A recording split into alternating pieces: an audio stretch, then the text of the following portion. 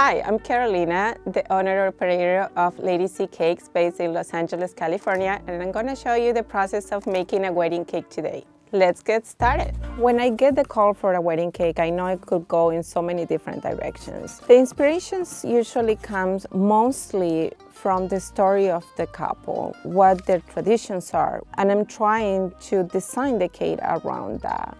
The wedding cake is going to be the centerpiece of the event. The couple is going to take pictures next to the cake, cutting the cake, so it has to be perfect. You have to be able to reflect that story in that cake so they can have it in that picture forever.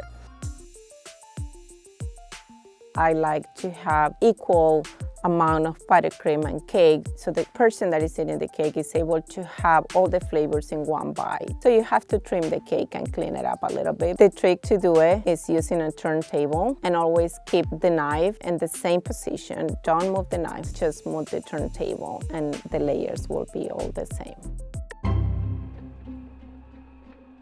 I usually start with the buttercream, mostly work with Swiss meringue buttercream, which is a very silky and smooth buttercream, and one of the things that my customers love the most is that it's not over sweet. For me, it's very important that the cake will be as good inside as it is outside as well.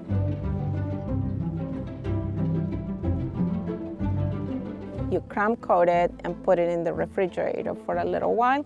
A few minutes will work until you can do the final coat. This is one of the most important parts. The cake will reflect whatever mistakes you're making in the final coat. It will show through the fondant, so it's very important to achieve your sharp edges or whatever shape you're looking for in the cake.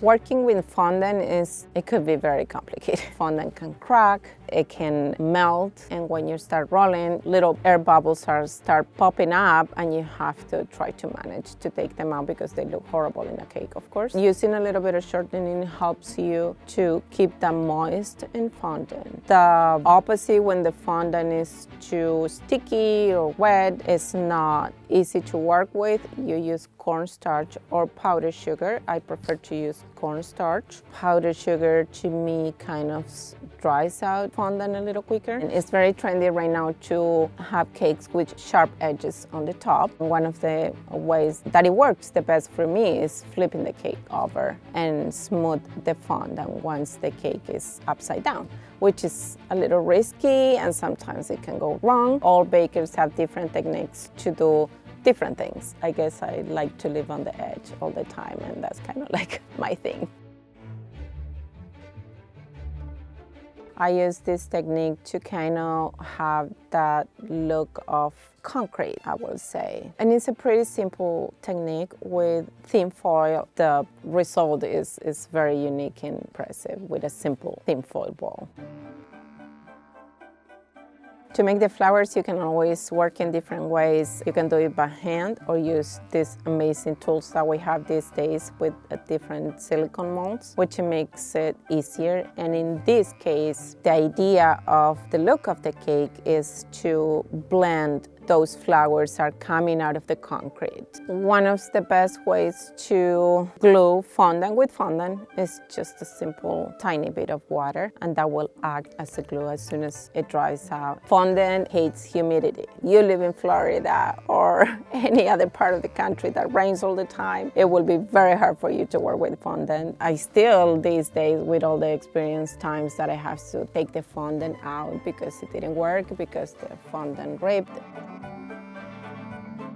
I love, which is very trendy as well, to add little touches of gold using luster dust with a little bit of vodka. It looks very real.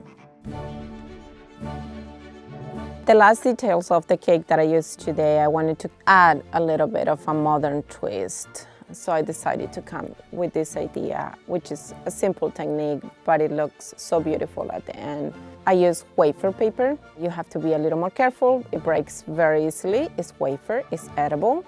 And you simple glue the bottom with a little bit of piping gel and then place it on the cake.